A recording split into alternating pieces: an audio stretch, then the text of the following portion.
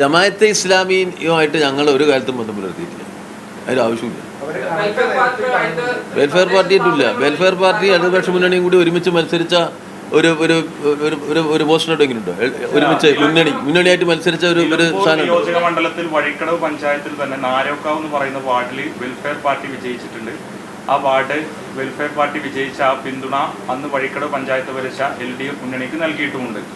ഞാൻ മനസ്സിലാക്കിയെടുത്തുള്ള ഈ നാരോക്കാവിന്റെ വഴിക്കടവിലല്ല. ആര് പറഞ്ഞു? നാരോക്കാവ് എന്ന് പറഞ്ഞ വഴിക്കടവ് പഞ്ചായത്തിലെ ഒരു വാർഡാണ്. പഞ്ചായത്തിലെ 21 നമ്പർ വാർഡിൽ ഇക്കഴിഞ്ഞ തദ്ദേശ തെരഞ്ഞെടുപ്പിന് അന്ന് വെൽഫെയർ പാർട്ടിയാണ് വഴിക്കടവ് പഞ്ചായത്തിൽ LDF മുന്നണിയാണെന്ന് ഭരിച്ചിരുന്നത്. വെൽഫെയർ പാർട്ടി ആ മുന്നണിയിലുണ്ടായി. നിങ്ങളൊരു കാര്യം മനസ്സിലാക്കും. ഒരു മുന്നണിയായിട്ട് ഞങ്ങൾ തെരഞ്ഞെടുപ്പിൽ വെൽഫെയർ പാർട്ടിയോട് മത്സരിക്കില്ല, ഒരു സംശയമില്ല. കേരള സംസ്ഥാനത്തിലല്ലേ മുന്നണി ഉണ്ടാക്കുക? മുന്നണി ഉണ്ടാക്കുക എവിടെ? മുന്നണി ഉണ്ടാക്കുക എന്ന് പറഞ്ഞാൽ സംസ്ഥാനത്തെ മുന്നണി ഉണ്ടാക്കുക. അങ്ങനെ ഒരു മുന്നണി നിങ്ങൾ പറഞ്ഞുതരൂ.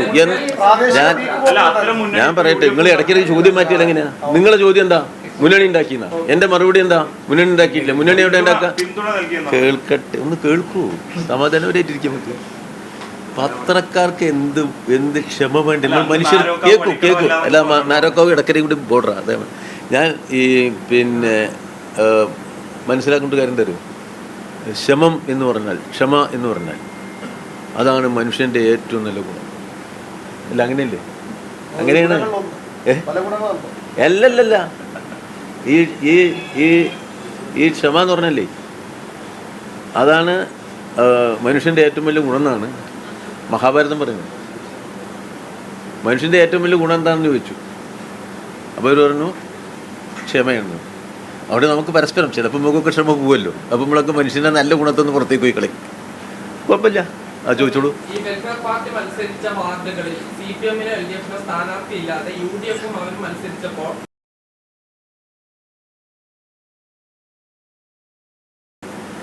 ഐക്യമുന്നണി ഇല്ല എന്ന് ഞാൻ പറഞ്ഞു കഴിഞ്ഞല്ലോ. കൃത്യമായിട്ട് കേരളത്തിലെവിടെയും ഇല്ല. അതന്നെ, അവിടെ നിന്നാൽ മതി. അതാണ് അതിൻ്റെ മറുപടി. അതിന് തെറ്റിൻ്റെയും ശരിൻ്റെയും പ്രശ്നം വരില്ലല്ലോ.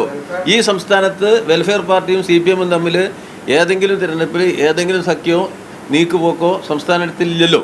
പിന്നെ നിങ്ങൾ എവിടെയോ ഒരു സ്ഥലത്ത് ആരോ പോയി എന്ന് പറഞ്ഞിട്ട് അതിന് ഞങ്ങൾക്ക് മറുപടി തരാൻ പറ്റില്ല. അത് നിങ്ങൾക്ക് ഇപ്പം എന്താ ആവശ്യം വെച്ചാൽ, നിങ്ങൾക്ക് UDF വെൽഫെയർ പാർട്ടിയും തമ്മിലുണ്ടാക്കിയ സഖ്യത്തിന്റെ ന്യായീകരണം കണ്ടെത്താൻ വേണ്ടിയുള്ള ഉത്തരവാദിത്തം നിങ്ങൾക്ക് ഉണ്ടാവും. അതിന്റെ മറുപടി വരാനുള്ള ഉത്തരവാദിത്തം എനിക്കില്ല.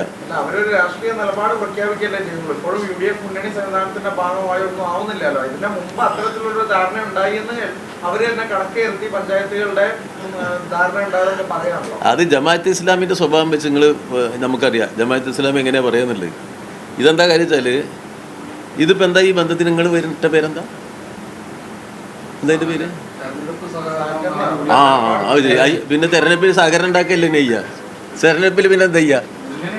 അല്ല, മുന്നണിയല്ല, സഹകരണം. അതിനല്ലേ, അതന്നെയാ. ഇപ്പൊ എന്താ ഇവര് വെൽഫെയർ പാർട്ടി അവരുടെ രാഷ്ട്രീയ നിലപാട് പറഞ്ഞു. കറക്റ്റ്, അത് അവർക്ക് പറയാം. സജീവ് നമ്മളെ KPC അധ്യക്ഷൻ എന്താ പറഞ്ഞേ? അത് സ്വീകരിക്കുന്നു. അതിൻ്റെ അപ്പുറം പറഞ്ഞു ജമാഅത്തെ ഇസ്ലാമി ഏറ്റവും മാന്യതയുള്ള പ്രസ്ഥാനമാണ് എന്നാണ് പറഞ്ഞത്. അവിടെ നിന്നാണ് ഞങ്ങൾ പറഞ്ഞത്. നിങ്ങൾ മനസ്സിലായിട്ടില്ലല്ലേ? പിന്തുണ ആരൊക്കെ പ്രഖ്യാപിക്കാലോ. ആ പിന്തുണേനെ ഒരു പടി മുന്നോട്ട് വെച്ചിട്ട് സംസാരിക്കുമ്പോഴാണ് പ്രശ്നം.